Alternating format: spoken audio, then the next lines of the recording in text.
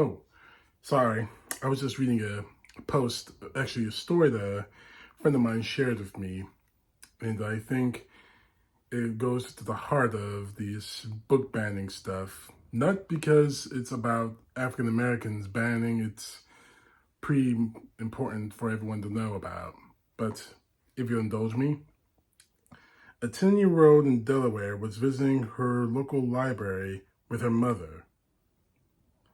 While searching the shelves, she picked up the book, It's Perfectly Normal, written by Robbie H. Harris and Michael Emberley. The book is about sex education and is one of the most banned books of the past 2 decades. The little girl took it home. Later that day, the little girl showed her mom the chapter on sexual abuse and said, "This is me." Her father was abusing her, and it was the first time she'd spoken about it.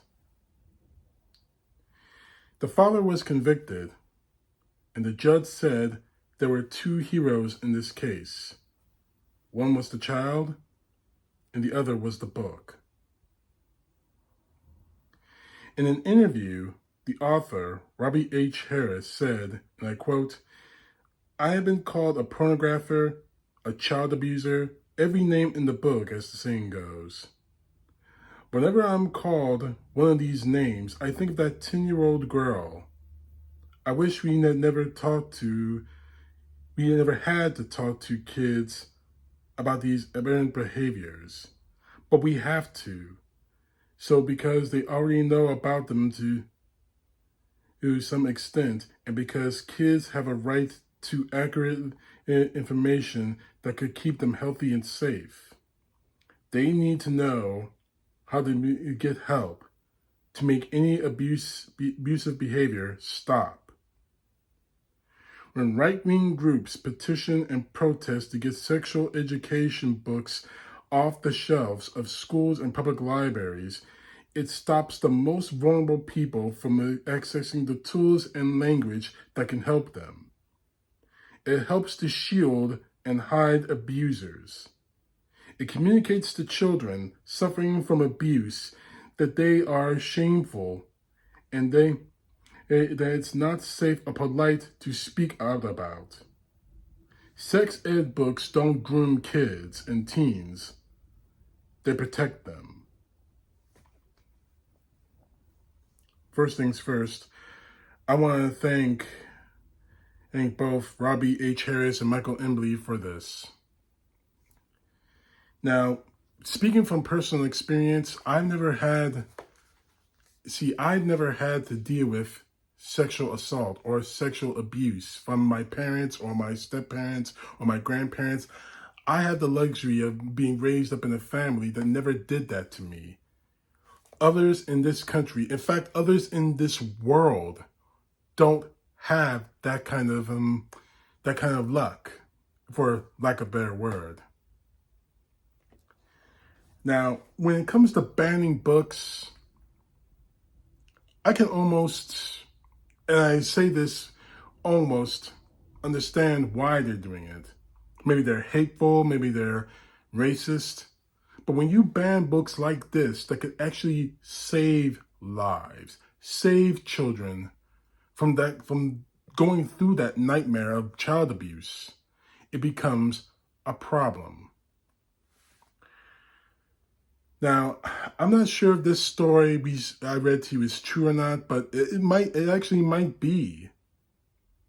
Because quite honestly, who would make up something like this?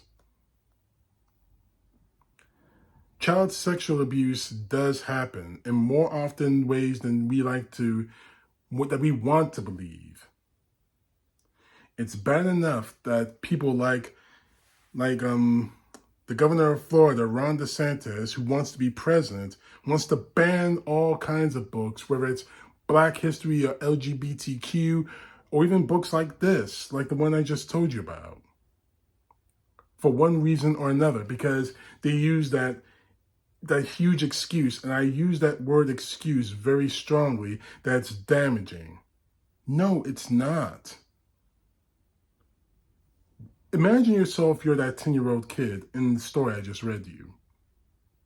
Imagine that your father or your mother or your grandfather or your grandmother or some stranger on the street, or maybe even one of your teachers or even one of your fellow students, an older student, a younger student, is sexually abusing you.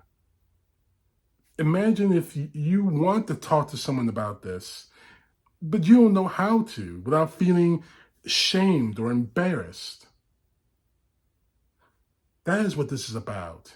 Not the groomed kids that hate people, as Ron DeSantis wants to use that excuse. But it could actually save someone's life. In my church, we talk about depression and how it leads to suicide. Imagine going through something like that alone. Sexual assault alone. No one to help you at all. No one to say, I can help you, tell me what's wrong. All because some pinhead politician who just wants to get votes to appeal to the right-wing evangelical base, or whatever his agenda it might be. His or her agenda might be. Imagine you being that kid, no one to turn to because you don't fully understand, fully know or comprehend what is happening to you. I can imagine that. Like I said before, I've never been sexually assaulted or abused as a child or as an adult. I'm one of the lucky ones. And if you're watching this video, you might be one of the lucky ones, but a small percentage of people may not be that lucky.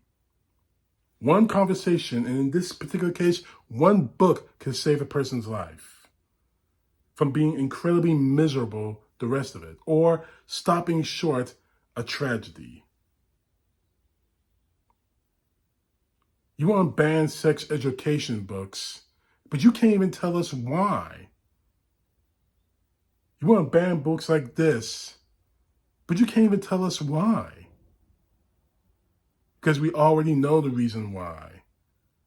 It's about politics, not about saving children. It's about politics, and it is stupid. More to the point, is incredibly damning to the kids who may be suffering day in and day out with this. As I said before, I can't even imagine going through something like this. I can't, because it's never happened to me personally. But I can imagine having a conversation with a kid who's in pain, who steps away from killing themselves because no one would help them. Because of a bureaucracy that has made sex education so wicked.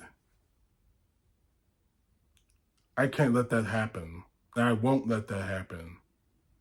And to the people who allow this to happen, you're the biggest enablers of it. Those who want books like this one to be banned, you're the biggest enablers of sexual assault out there.